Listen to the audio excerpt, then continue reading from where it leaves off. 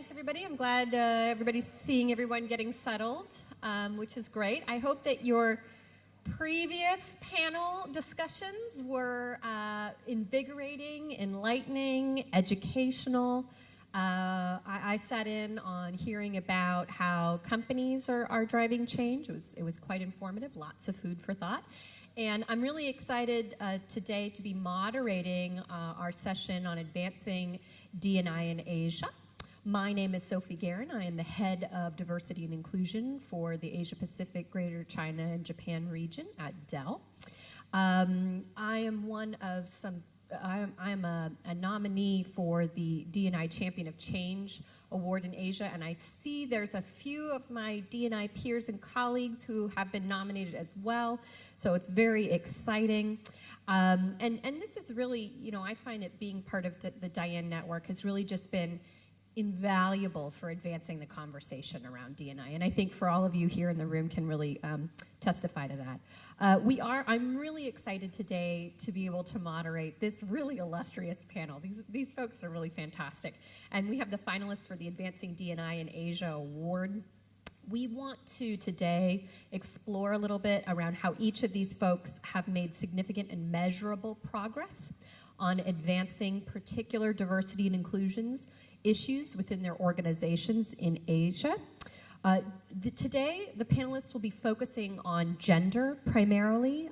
We're finding that gender obviously is an issue that's very resonant, not just in the region, but globally. And it is something that I think as an organization, it is something that at a larger scale, we're able to really track and measure progress. So we're going to be hearing from HSF, Credit Suisse, and EY. And so first up, I am going to invite David Phillips, who is the head of HR for Asia for HSF, to share his story. So go ahead. Thank you. I'm going to start with a very short film, which hopefully should play about now.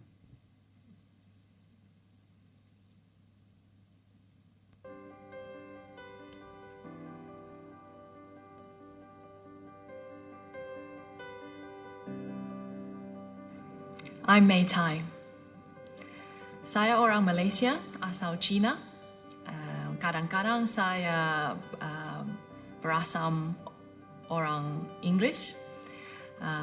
Ibu bapa saya bertemu di London dan semasa mereka belajar, dan bila mereka pulang ke Malaysia, saya dilahir di sana. Ibu saya orang yang sangat lembut dan tidak mementingkan diri sendiri. Bapa saya, dia adalah lelaki yang Cina dan tradisional dan ketua keluarga. Semasa saya 11 tahun, kami pindah ke Jakarta. In Jakarta, I attended an international school. That was my first culture shock, moving from Malaysia to Jakarta. I was surprised that I couldn't find, the same types of instant noodles that I was used to eating when I was in Malaysia. That was a big shock.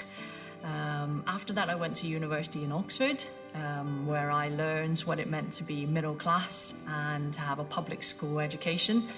Don't even get me started on the food. But I really enjoyed meeting people from different backgrounds. I think it's really helped to prepare me to be an arbitration lawyer because it really helps me question my assumptions about other people and other cultures. 2001年，我加入了史密夫作为一个见习律师。去年呢，我很兴奋的就被成为史密夫大中华区的管理合伙人。我是这所的第一个女性的亚裔的管理合伙人。我觉得我可能带来我们所很多的优势，比方说一个比较和谐的工作环境。Where am I really from? I'm from here.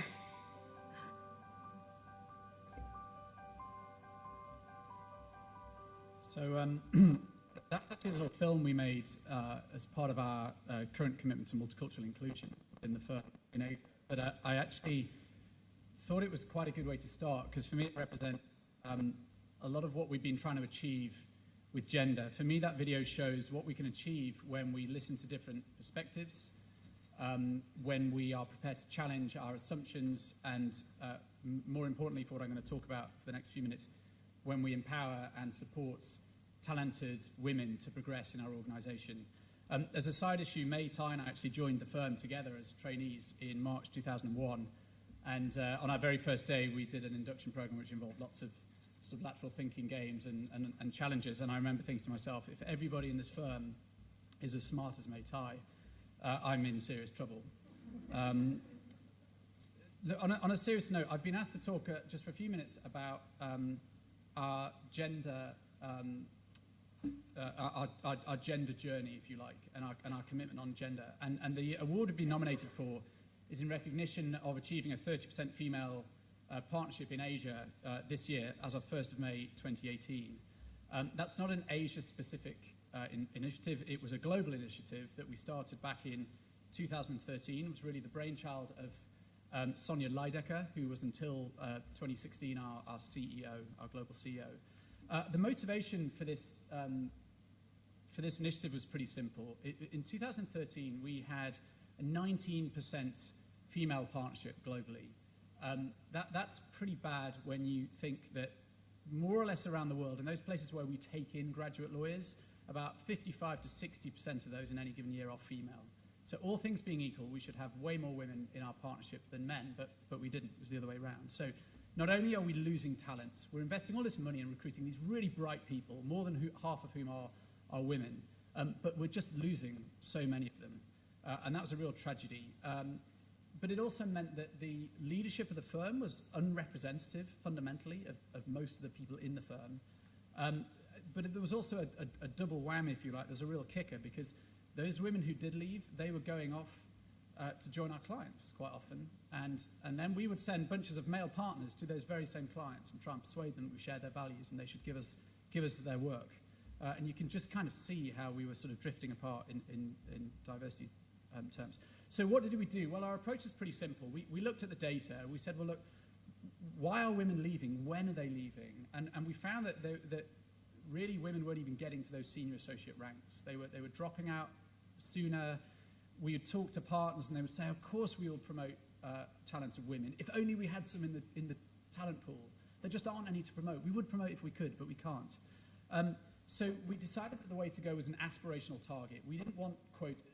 We didn't want a target at the point of promotion. What we wanted was an aspirational target that said, at a point in the future, 30% of our partnership will be female.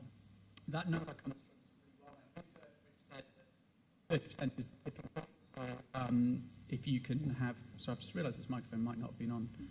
I hope you can all hear me anyway. 30% is the tipping point. At that point, your leadership body becomes much more representative. Women have a greater voice, and you get a sort of cumulative effect. We didn't just set a target, though. We set up a load of programs to assist achievement of that target. We looked at the talent pool from the ground up. We looked across the firm. We looked at different practice groups. Where were our women dropping out? Why? We talked to women who were in the organisation. We talked to women who had left. We asked what the data was telling us. But really, we built accountability. So to give you an example of one of the things we did, every year our practice groups are required to put forward their slate for partnership 2 and 3 years out. And we look at a diversity cut of that partnership. And we look at how many women are on that slate, how many men, what's the breakdown. And then we look at how that changes over time. And if at the point of promotion, a percentage of people have dropped out, we ask why, and if a higher proportion of those are women, then we really ask why. And over time, we are just holding those practice groups to account. We put a lot of support structures in place. We have done a lot of training initiatives. We've done a lot of work around unconscious bias. We've done sponsorship. We've made sure that leadership are invested. But really what we've done is countless, literally countless small interventions. So constantly asking questions, constantly challenging our assumptions. When we get to that point where we say, oh, this person's just not ready yet, we ask ourselves, are they really not ready, or do they just not look ready to us? Are we looking at this through a male bias? When we are looking at talent, are we immediately latching onto a very male version of of what talent is? Are we stepping back and saying, actually, is this person performing at a high level? We just don't see it because they're not acting in a way that we, as senior men, recognize. We did some really simple things like ensuring that when we are having moderation discussions, promotion discussions, we have women in the room to give a diverse view. We introduced what we call a gender wash, where we'll make a decision and then we'll remake it with a different perspective. And that, all of those things taken together have really helped us. Now, look, to be perfectly honest, the target was for 30% female partners globally by 2019. I don't think this is a huge secret. There'll be some press about it early next year. We will probably miss that target by a couple of percentage points. And we're trying really hard not to see that as a failure, particularly because in some parts of the business, in Asia, for example, we have hit that 30% a year early, and we will move.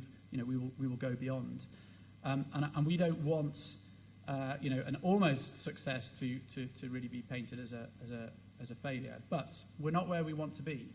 I make no secret of that. Last thing I've been asked to talk about is the impact of the change. In stark numbers terms, we've gone from a 19% female partnership in Asia at the beginning of 2014 to a 30% partnership in 2018. If we were to include partners at our associated firms in Indonesia, we were up at somewhere around 35%. So we're not doing too badly, but as I say, we're not where we want to be. But for me, the wider impact is kind of what you can see on this slide. These are our 3 introductory keynote speakers at last year's Global Partner Conference, which is held in Hong Kong. They're all 3 very dynamic, talented, young female partners.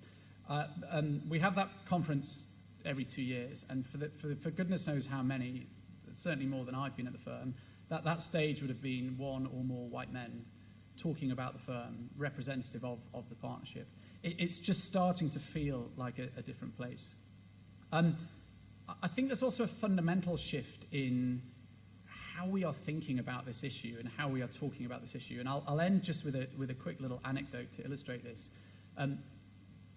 I don't know whether it's because we have more women in the partnership or whether because we have just been talking about this more, but there's a whole load of interest in this whole area now. So one of the things I've been tasked with this year is rolling out shared parental leave in Asia. I don't really know of any other law firm that does this. That there may be some out there, I don't know.